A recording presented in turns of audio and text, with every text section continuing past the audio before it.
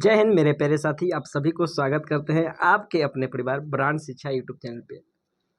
तो आपसे गुजारिश करेंगे मेरे प्यारे साथी कि पहली बार इस चैनल पे आप आए हैं, दर्शन दिए हैं तो चैनल को सब्सक्राइब जरूर कीजिए।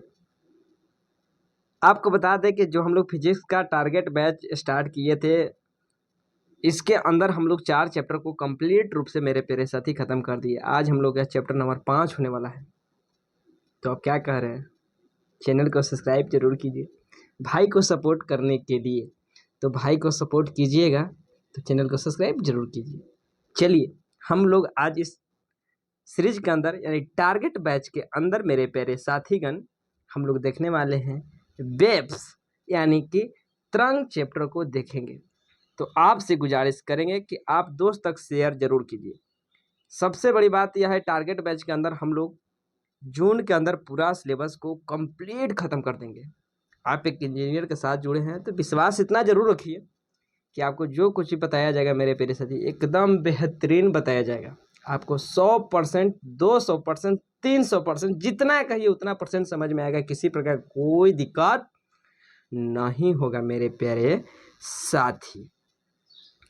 तो चलिए लेट्स स्टार्ट नाउ, चालू करते हैं। आओ देखते हैं। सबसे पहले आपको बता दें, जब चैप्टर का नाम है मेरे प्यारे साथी तरंग, तो सबसे पहले हम लोग तरंग समझ लेते हैं। तरंग होता क्या है, बस इतना आप समझ लीजिए कि आवृत्ति विक्षोभ है। क्या है? एक आवृत्ति विक्षोभ है।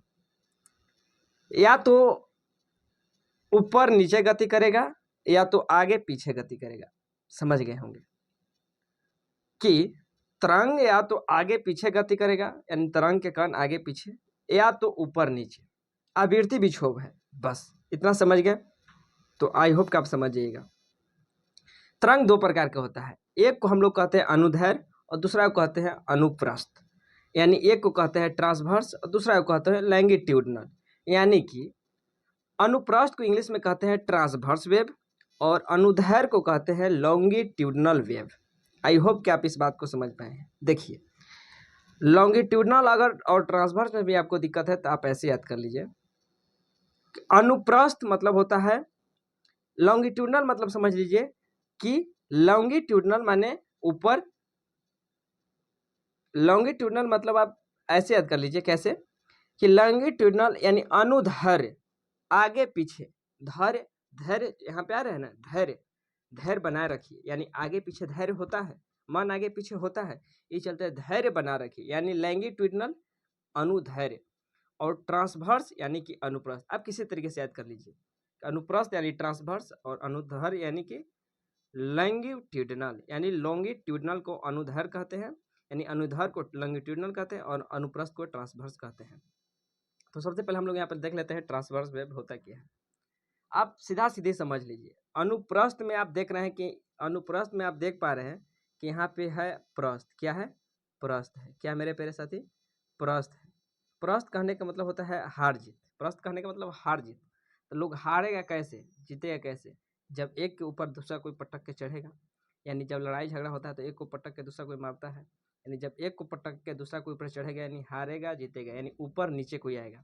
यानी ट्रांसवर्स वेव किसे कहते हैं? यानी इसमें जो कण है वो अपने सतह के ऊपर नीचे गति करता है। यानी अपन सतह के ऊपर नीचे जब गति करेगा तो हम लोग कह देंगे ट्रांसवर्स वेव यानी कि अनुप्रस्थ वेव। तो आई होप कि आप इस बात को यहाँ पे समझ पा रहे हैं। जैसे कि पानी की लहरें को आप देखे हैं कि इस जो तरंग उसमें उत्पन्न होता है कुछ इस तरीके से होता है, यानी ऊपर नीचे होता है। प्रकाश कुछ इस तरीके से, आप समझ पा रहे हैं बातों को। ये ट्रांसवर्स वेव का फिगर है। आपको बता दें कि जो अनुप्रस्थ वेग है वो सिग और गर्त के रूप में होता है। यानी नीचे वाले को हम लोग गर्त कह देते हैं और ऊपर वाले को हम लोग सिर कहते हैं। इसको कह देते हैं गर्त, इसको कह देते हैं, क्या कह देते हैं मेरे प्यारे साथी? गर्त। और इसको कह देते हैं सिर, यानी इसको गर्त इसको सिग। तो आई होप कि आप समझ पा रहे हैं कि सिग और गर्त क्या होता है। यानी अनुप्रस्थ तरंग जो है वो सिग और गर्त के रूप में आता है। अनुप्रस्थ मतलब होता है हार जीत, एक कब हारेगा, नीचे ऊपर कोई कोई पटक के आएगा तब। यानी अनुप्रस्थ कहने का मतलब है ऊपर और नीचे। बस उसी तरीके से अनुदैर्घ्य जिसे इंग्लिश में कहते हैं लॉन्गिट्यूडनल।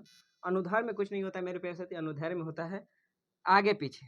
जब ट्रांसवर्स में यानी अनुप्रस्थ में ऊपर नीचे, तो अनुधर में ऊपर नीचे, एकरा में हम लोग ध्वनि तरंग को रखते हैं, यानी जैसे कि ध्वनि तरंग। इसमें आप देख पा रहे हैं कि आगे पीछे तरंग के जो कण है वो गति कर रहा है, यानी अनुधर तरंग गति के माध्यम के कण अपने मध्य स्थिति पर आगे पीछे तरंग की दिशा में गति करता है या कंपन करता है। ई संपीड़न और विरलन के रूप में उत्पन्न होता है, और एक संपीड़न और एक विरलन मिलके एक तरंग की रचना करता है, जहाँ पीछे की एक शीर्घ और एक गर्त मिलके एक तरंग की रचना करता है। यहाँ तक आप समझ पाए हैं। थोड़ा सा आप इस ऑब्जेक्टिव के लिए याद कर लीजिए कि ध्वनि ठोस द्रव में इसका चाल क्या होता है। तो ठोस में होता है मेरे साथी सबसे ज़्यादा 5000 मीटर पर सेकेंड, द्रव में होता है 1400 मीटर पर सेकेंड, और गैस में होता है 330 मीटर पर सेकेंड। एक बार के लिए आप याद कर लीजिए, कभी पूछेगा कि बताइए इनमें से किस में ध्वनि का चाल सबसे ज़्यादा होता है। यही चलते देखिए सबसे ज़्यादा ठोस में होता है। जैसे ही पटरी, रेल का पटरी में आप कहते हैं लोग कि रेल के पटरी में आप कान लगा के सुनिएगा तो रेल दूर भी रहेगा तो आपको आवाज़ सुनाई देगा। कैसे कहते हैं? इसी बात पे कहते हैं क्योंकि ठोस में जो ध्वनि है उसका चाल सबसे ज़्यादा होता है। इसी आधार पे कहते हैं कि आप रेल के जो पटरी होता है उसमें अगर आप कान सटाइएगा, रेल कुछ दूर पे ही होगा तो आपको थोड़ा सा अनुभव होगा। आवाज़ कैसा लगेगा? एकदम भूं आपके पास है। अरे आपको फील हो जाएगा कि हाँ इससे मतलब कुछ न कुछ मतलब आपको आइडिया हो जाएगा। क्यों? क्योंकि ठोस में जो ध्वनि होता है यानी जो तरंग होता है उसका स्पीड सबसे ज़्यादा होता है। तो आई होप कि आप इस बात को समझ पाए होंगे। तो आप इसे एक बार देख लीजिएगा, याद कर लीजिएगा। अनुप्रस्थ और अनुदैर्घ्य में आप थोड़ा सा अंतर देख लीजिए, याद करने के लिए नहीं कह रहे हैं, सिर्फ देख लीजिए। अनुदैर्घ्य भी और अनुप्रस्थ भी दोनों यांत्रिक तरंग है, यानी मैकेनिकल वेव है। अनुदैर्घ्य तरंग में कण करने की दिशा तरंग संचरण दिशा के समानांतर होती है। अनुदैर्घ्य कैसे करती है? आगे पीछे में समानांतर होती है, और अनुप्रस्थ यानी कि ऊपर नीचे में लंबवत होती है। अनुदैर्घ्य जो है उस सभी माध्यम में उत्पन्न किया जा सकता है, लेकिन अनुप्रस्थ ठोस तथा द्रव में यानी कि गैस में नहीं उत्पन्न किया जा सकता है। तो आपसे पूछेगा कि अनुप्रस्थ क्या गैस में उत्पन्न किया जा सकता है, तो आप कहिएगा कि नहीं उत्पन्न किया जा सकता है। अभी बताया कि अनुदैर्घ्य तरंग संपीड़न और विरलन के रूप में होता है, अनुप्रस्थ होता है शीर्ष और गर्त के रूप में। तो यह बात आपको बता दी है। और एक शीर्ष और एक गर्त मिलकर एक तरंग की रचना करता है, वहीं एक संपीड़न और एक विरलन मिलकर एक तरंग की रचना करता है। ध्वनि तरंग अनुदैर्घ्य तरंग है, अभी आपको इसके उदाहरण से बताए। प्रकाश तरंग अनुप्रस्थ तरंग है। तो आई होप कि आप इस बात को समझ पाए होंगे। देख रहे हैं कितना पसीना टपक रहा है, फिर भी वीडियो बन रहा है। तो आपसे गुजारिश करेंगे कि चैनल को सब्सक्राइब जरूर करके जाइएगा, वीडियो को लाइक जरूर करके जाइएगा। तो चलिए मेरे प्यारे साथी, इसके लिए मात्र 2 लेक्चर और आएगा, उसके बाद ये भी चैप्टर कंप्लीट हो जाएगा। तो कितना फास्ट हम लोग चल रहे हैं, समझ पा रहे बातों को। तो चलिए मिलते हैं नेक्स्ट वीडियो में, तब तक के लिए बाय। वीडियो को लाइक, चैनल को सब्सक्राइब सबसे पहले जरूर कीजिए। चलिए मिलते हैं नेक्स्ट वीडियो में, तब तक के लिए बाय। Thank you.